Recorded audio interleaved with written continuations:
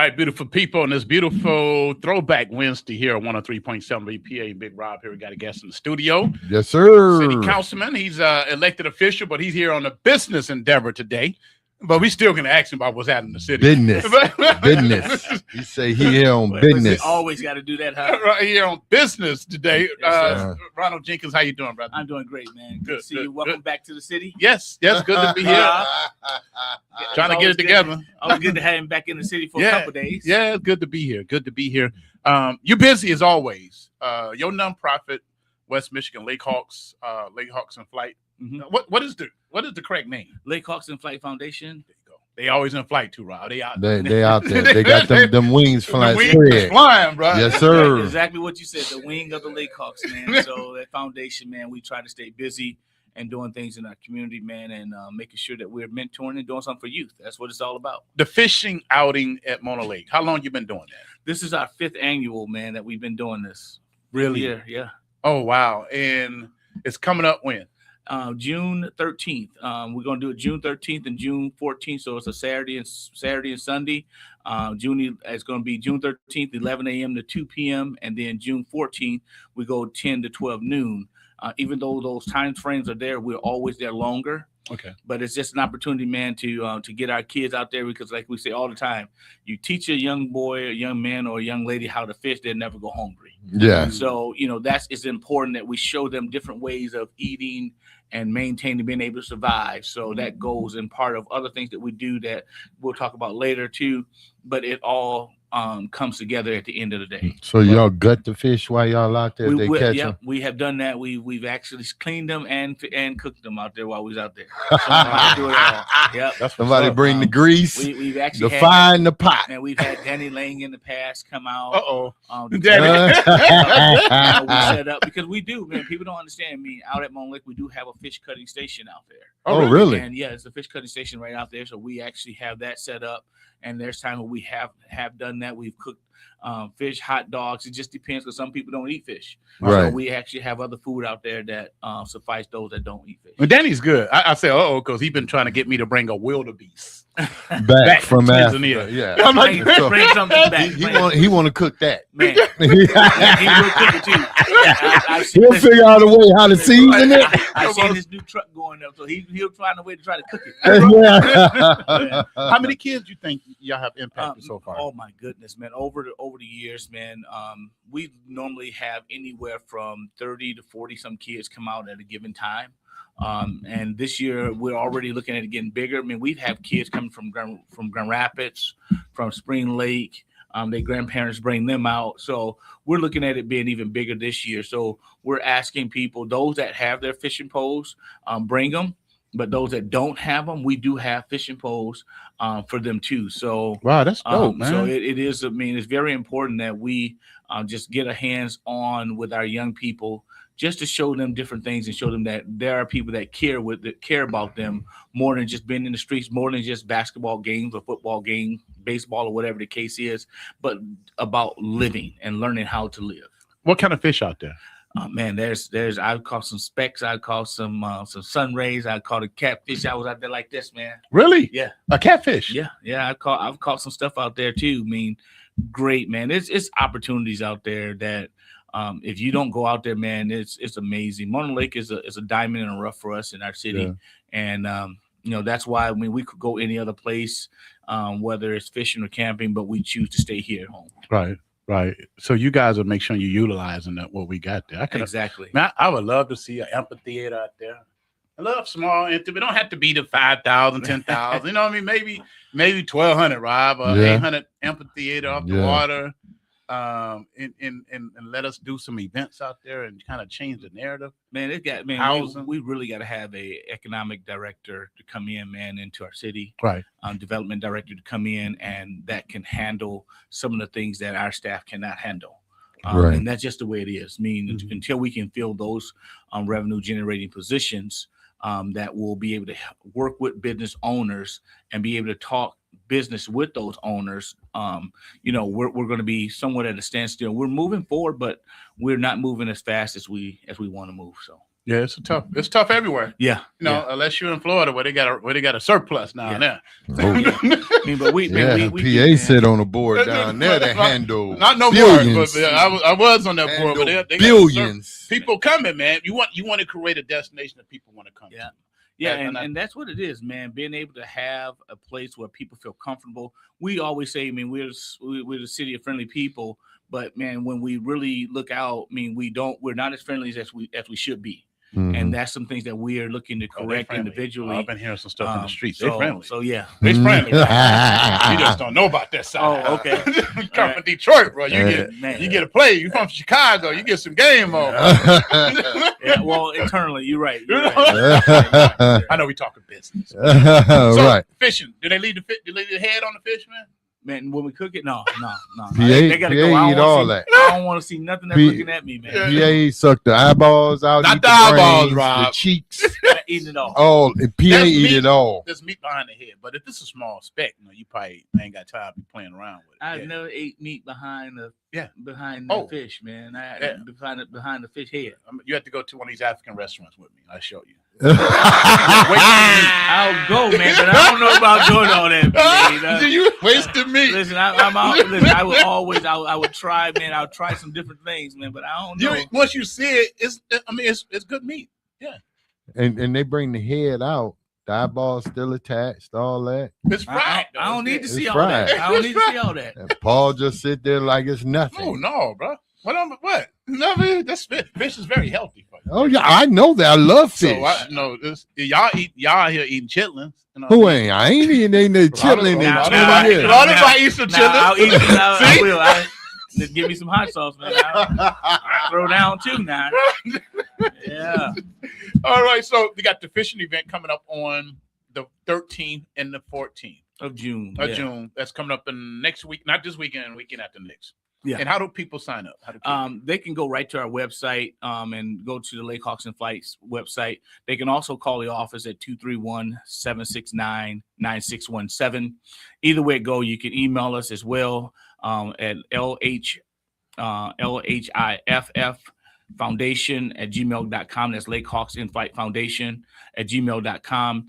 That way we can get a number of people that want to come. We're still looking for people. If you want to sponsor or donate, we're open to that as well. I mean, we're appreciative of the Michigan State Police, our guns program, the city of Muskegon Heights. I mean, they always find a way to be supportive of the things that we're trying to do in our city. So we just want to continue to reach out, man, and just throw a shout out to those types of people. And Lazarus, Cedric Scott, he's always a part of me. He's a fisherman at heart anyway. Yeah. So, and we never give enough credit to Lazarus Consulting, man, because he gives back to our community and trying to help with different avenues, man. Those our young people, our families that are hurting. Right. He tries to give back to them as well. So very good, brother. We are fortunate to have him back in the community. Yeah, man. Yeah, absolutely. So all these people, man, and our staff, man, I can't give enough. We even got Sarge and Doc in this year, man, that's putting in time to go out on that fishing bank. Joey Williams going in.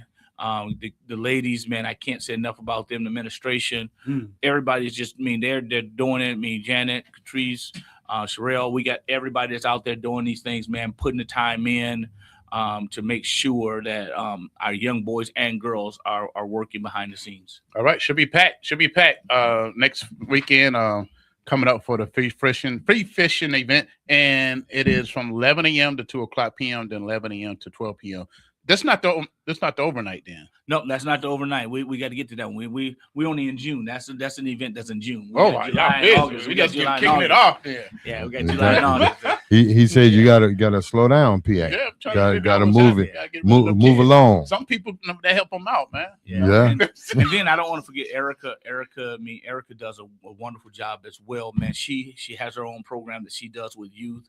I see her doing some things with soccer now. Correct. Yes, man. But yeah, man. So there's Erica Bell. Yeah, there's some people, man, that's in our community, man, that's really doing some positive things to give back to this community. And I just don't want to miss anybody, but she also works with us diligently when we're doing any of our events. So I want to make sure I told her next time I do it, I won't forget to give her a shout out. Give her a shout out. Make sure I remember Erica Bell. Before we get to the next event, I'm going to say shout out to Giovanni Rogers. I know. Gio. Yeah, he got Jay. I'm a little short today, but he got the Fest in the Park event coming up. That's my guy. Yeah, so I'm looking forward to it. Love Also, Gio, Anderson Robinson saying, "Good job, Ron." He's part of your crew, right? Yeah, yep. Andy Robinson. I didn't get a chance to say him and GV, all of them, man. This is a good group of people, man, that comes out to be supportive of what we're doing. So the golfing is coming up in August, July 11. We have our charity golf outing. I mean, that's another fundraiser that we do. We've been doing that for roughly about I can't even remember now, about 8-9 years, if not more, that we've been doing that golf outing. But that's Saturday, actually, July 11th. So that's going to be a shotgun starting at 9:00, but registration starts at 8. Again, you can register online. We have sent links out, but you can call the office again for that as well. But we're definitely looking at all the golfers. People come out. Let's go ahead and support, because the funds that we get behind this, it helps us do more things in our community. So it's all a fundraiser. I mean, we got prizes for just about everybody. I mean, especially first, second, and third place. So we see who can go out and be the best golfing team. But it's not about that. It's a fundraiser. So those individuals that I've supported over the years and know that, hey, I have your back and I do things. I'm looking for you to have our back when it comes down to this golf outing. Even if you can't golf or don't want to golf, you could sponsor a hole or just be a sponsor of the event. And that makes us available to continue to do the things that we're doing, because we, as you see already, we have some positive things that we're trying to continue to do throughout the summer months, right? Not including the things that we're just doing at the building, right? But just being able to be out in the community, and it takes money, it takes finances to do it. And normally I don't talk about that, but now, I'm at that point, Rob, that if you don't ask, you don't receive. You gotta get it. You gotta get it. So those people, because they see you, they think you just got money that's getting printed out back there. I don't know where they think they coming from. I don't know. But how much is it to sponsor a hole? Sponsor hole, I think it's like $200 just to sponsor a hole. Oh wow. Yeah, 150. I'm sure us and the Masonics could probably do that, right? Not in our financial condition right now. He said in 2026. Nah, he know the year 2026. He remember. He know. We want it. He can get a financial report and see. The brothers can donate $10 a piece. How They about got that? it. Yeah, they got it. Rob can make that. If he can get that one, then we can do. Man, it. Rob is the man. Man, don't let him fool you, man. Rob is the man. I know he got his whole office full of Numalani stuff back there, bro. Ain't no radio station stuff in his office. I bet you it is. I bet you it is. He got all the different color hats. Right. He know what door to walk in. Right, he know who to talk to. He know who to call back. Man, who to thumb. Listen. Highly respected, man. Muskegon don't realize what we really have here, even in Rob. And I'm not just saying this because he's here, but man, to have someone of his hierarchy really sitting amongst us, man, people, and even you, PA. I mean, I don't think we really understand, even as a black man, of the altitude that you guys have reached already in your lives, but able to help others reach it as well. You guys are not selfish with that, and that's another reason why I look up to you all as well. I mean, the things that you all do, people would be amazed that places that you go all over the world, and we hear about some of the stuff that you do and going all over the world. Big Rob don't really talk about it. Yeah, he quiet on here. He don't really talk about it. But Big Rob can go anywhere in the United States and sit amongst the hierarchy of the best. And I appreciate him for that, man, because he's still humbled and still trying to save lives here in Muskegon. Yeah, I know. I see it. The calls come in from all over. All over. Yeah, people don't understand it. Don't. Man, you got a radio show to do, Rob. I know. I'll be saying that to him. You got a radio show to do, Rob. Why they calling you? Why you doing radio? He's 150 degree, man. I got to talk to him. I'm trying to get there. 150 degrees? I don't know about that one, man. Me either, bro. But anyway, Muskegon, Ronald Jenkins in the building. You also city councilman, city commissioner. I get mixed up. City council. Muskegon commissioner. Where I stay at in Florida is a commissioner, and where the business at, there's a council person. Get you thrown off. They all the same, but they just got different roles, different responsibilities. But it's all the same. We had Brother Derek on, I think it was a couple weeks ago, and internet was on fire. Hey, we was getting text messages and calls, personal text messages, bomb and threats, stuff. Everything, man. We sure he ain't lying. We got it. There's going to be a hearing about the proposal for tax increase. So yeah, we're actually going to there's going to be a town hall that's going to be held, And I think our city needs to understand. I mean, I think everybody needs to be educated into really where we are, what we're doing, and why we need to do some of the things that needs to be done in the city of Muskegon Heights. There's some things that should have been done years ago, but we can't harper on that. Mhm. If we want to save our city, there's things that has to be done, things that needs to be done, and either we do it now or we take the risk of losing our city or being told what we need to do when we have the ability to do it now ourselves. So we just have to make some tough decisions. And even as a council, I mean, people don't understand that is a hard position. I mean, there's times where there's sleepless nights with it because you're struggling because you know that you have to do some things. Our city, I guess I was even coming up in church, man, you always say, don't say what you can't do, Right. Because I mean, if we are God's people, we can do all things. You know what I'm saying? Right. That's what it says. We can do all things. 13, So at the end of the day, we have to do what we have to do if we're going to save our city. Right. So from a business standpoint, and that's where I look at it. I look at things. There are tough decisions from a business standpoint that we must do. And we got to take that leadership role. We got to roll up our sleeves. And even though they're tough, we got to help people get through. There are help out there. There's other avenues. There are financial, there are grants and things out there from the state standpoint that we also can take advantage of that we have not took advantage of in the past. Right. And this is what we've been talking about when we're talking about generating revenue. We have to have the right people in positions in order to work these things out. And in the past, we have not had it. We've just been stand still. We've been stuck in a position, and I don't no longer want to be in that position.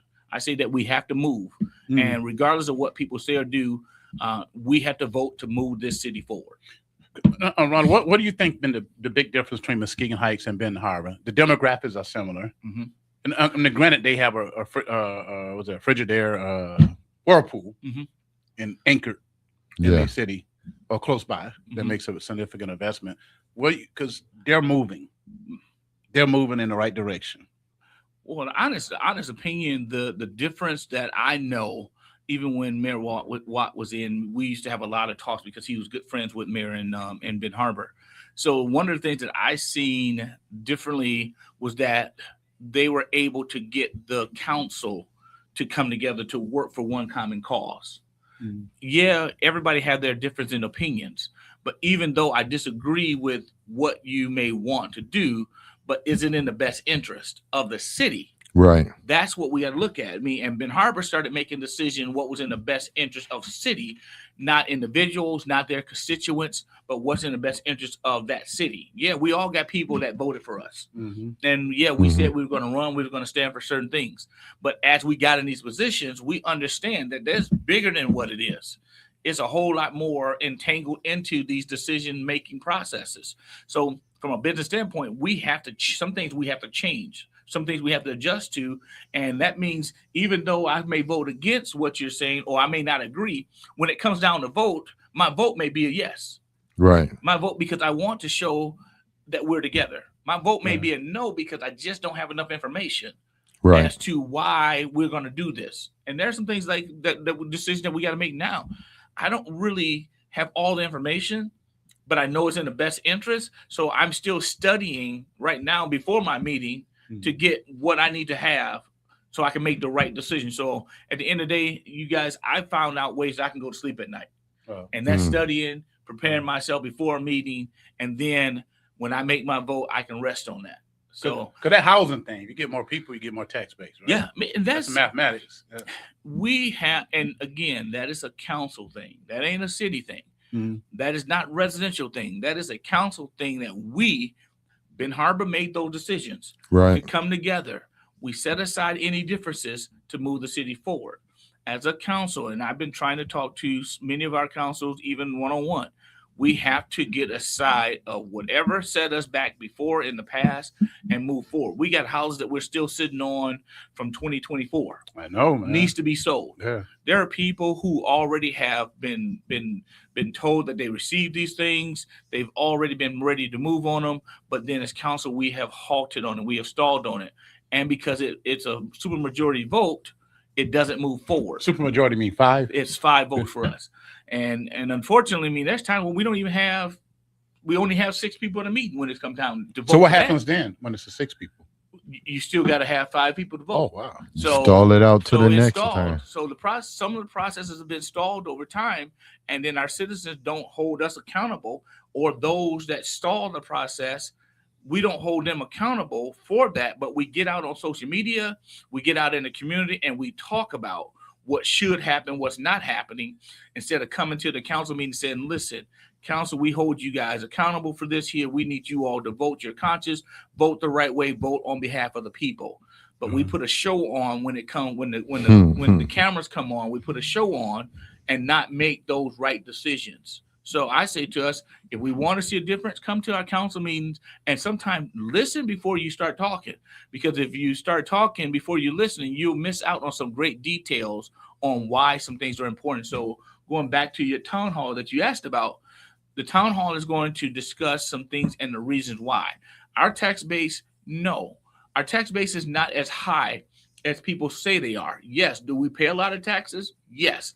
But compared to our neighboring cities, no. But why are those tax numbers high? Because we don't have housing. We don't. Our tax base is not where it's supposed to be at, not where they need to be at. So we don't have that revenue or those houses in. Then okay, so those numbers are going to be higher than everybody else's. So when you're looking at 9,000 residents, but you only have maybe 5,000 homes, what do you have? And having them rented out. So you gotta get some more homes. You got a lot of land. Got a lot of land. A lot of land. Sister Danielle Matthew Tower said we have to have neighborhoods that people would choose to build and live in. New, walkable, healthy neighborhood. Yeah. And I think it's possible. I mean, I could see a gated community in Muskegon Heights. A gated community, an inclusive community. You know, there is one. Huh? There is one. Stop it. And even what Danielle is saying there, I mean, and this is something that we're saying in our council meetings. We meet with Chief a lot on these things too. Our neighborhoods, our citizens need to know that they're safe. Yeah. So it's important. So even the things that like you said, the things that we got to vote on coming up, millages and different things, it's very important that we make tough decisions. Right. If we want our neighborhoods to be safe, right, we have to have the finances to do it. Right. And guess what? I'm just be honest. If we don't do it, what do you think will happen? Well, we know. Guess what? Somebody gonna come in and make the decision anyway. Yeah. Yeah. So we have to think outside the box. If we don't make the tough decisions, the city still got to run, right? Yeah. Still, city. So the city do need more revenue. We need more revenue. And you believe the only avenue right now is increased property tax? We're increasing revenue. We're increasing property taxes. I mean, we're increasing whether it's operational, whether it's safety millages. We have to look at these things, and there's nothing new under the sun. Other municipalities do the same thing. We're just in a position as we are making other adjustments. As you talk about building homes, rehabbing homes, looking at bringing businesses in, this is a step that we have to do first, because we can't get to step 3 and 4 if we don't get past step 1 and 2. So how many them properties that's been sitting since 2024? How many of those is it? To be honest, 30, I have 40. I don't, at least 30, right? It's a good number. Good number. Let me just that's say like 30 number. homes that could have been. Yeah. But, and my thing is, from a business standpoint, I look at it. The moment that we sell those properties, that is immediate cash on him, because they had to pay for those immediately. Then the moment you pay for those, now it goes on the tax roll. So now you receive that money in taxes. Not only do you receive those money in taxes, now you're dated on from where you're going. So now you have to start having these inspections done. You have to go through all these other loops that the city needs to have happen anyway, in order to make sure that your house or the property that you're doing is up to code anyway. So that is all revenue generating opportunities that we are missing on right now. And you guys are the deadlock based on some technicalities, I guess, on how things went. Hope we can get past that. I hope we can. It seems like that we're getting there. We're getting close to just saying let bygones be bygones. Like I said, there's always hit and misses into what and why. Some of the decisions and things that people make. Like I said, these committees are in place for a reason. And these committees, we hold our committees responsible for just doing their job. When they come back to a recommendation, like I say, 90 to 95% of the time that a committee comes from comes back to the full council with a recommendation, as a council, we should be supporting those things. Right. That means they're done their work, they're done their due diligence. That's why you point them. Right. They missed their work, they missed times with their families in order to have these meetings to do such a thing. It didn't matter what committee it is, it's whatever it is, we should be supportive. And so that's what I'm hoping that we get to. Okay. Brother Andre Anthony said, how does getting potholes filled in your street works? How do you go by what are you supposed to do? Well, the first thing that I say is to contact DPW.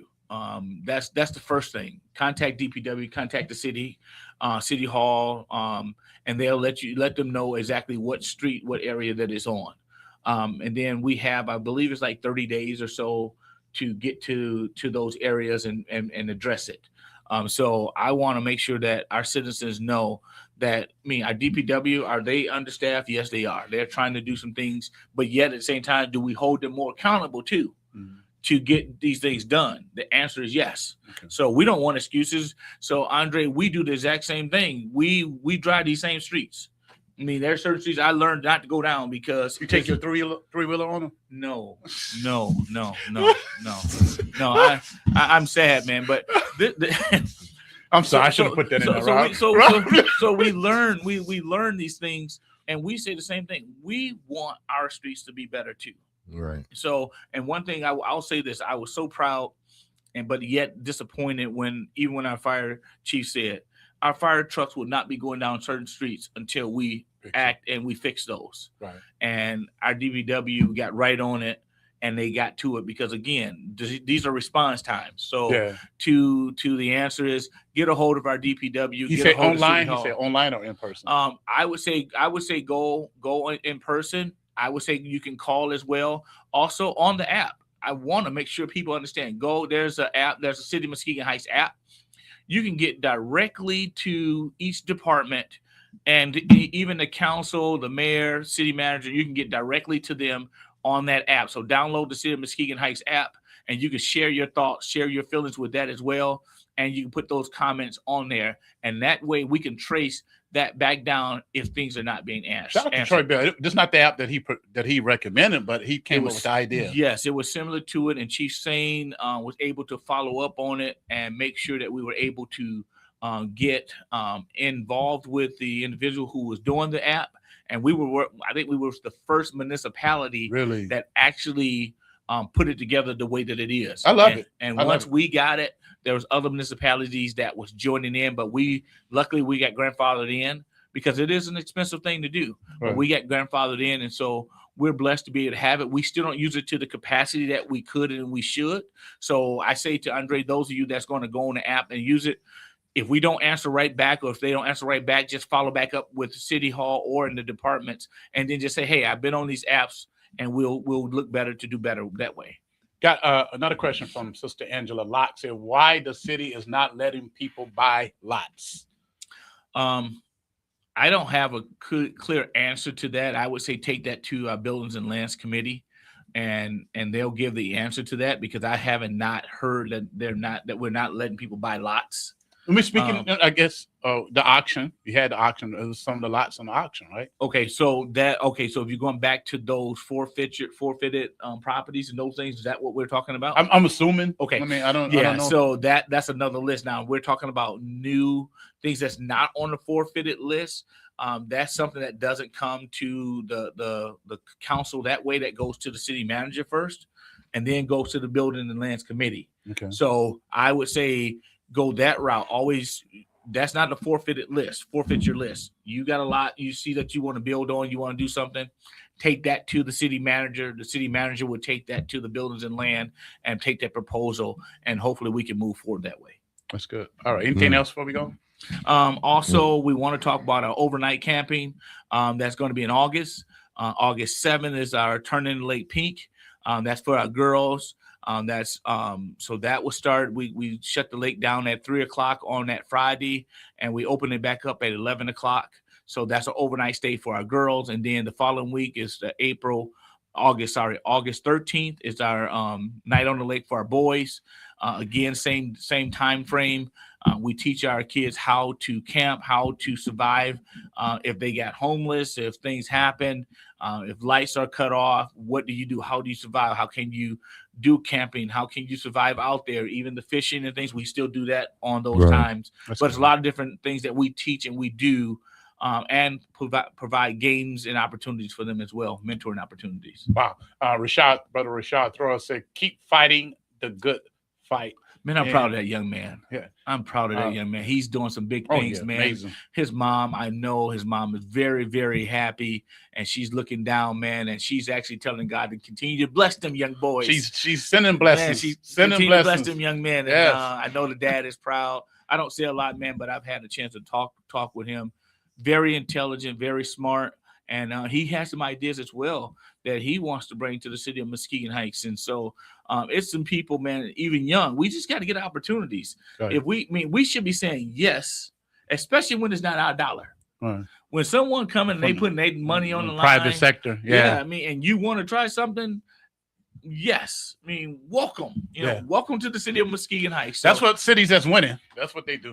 Angela Locke said, "No, it's the lot next to my home." Yeah. Angela, go to the city. Talk to the city manager. Talk to Miss Merriweather, and let her know exactly that's what you're doing. And you can move from there, get a direction from the city manager, and she'll connect you. I'm pretty sure she'll connect you with the Buildings and Lands Committee and or the chair of the Buildings and Lands Committee, and then he can put that information on the agenda, on their agenda, and then they can talk about the things that they need to do in order to try to sell this property to you, especially if it's a buildable or non-buildable lot. So we got to look at that. If it's a non-buildable lot, it goes through a different process. It's a buildable lot. Of course, we definitely looking at bringing in revenue and things like that. So, but most of these lots is next to people's homes. Some of them is not buildable. They just want to extra space. Yeah. So, but just do that, and I'm sure you'll get another result behind it. All right. I hope we can lock down the city manager. We let too many good people leave. Yeah. This is I'm saying like a turnover. Then good people leave. Yeah, and we always starting over again. We have to accept when we have people that's here that want to work and want to be there. We have to be able to accept that. We're not going to always agree. We have to learn to agree to disagree. Right. And when you got people that's heart is there to help move the city forward, again, we got to get out of the part that whether I like you or don't like you. Right. This is a business. Right. This is a multi-million-dollar business. It's and a at business. the end of the day, other places make it because they understand that it is a business, and you have to operate as a business. So, all right, City Councilman Ronald Jenkins, thank you for joining us, man. Thank you all for having me. I appreciate you guys. All right, back to more.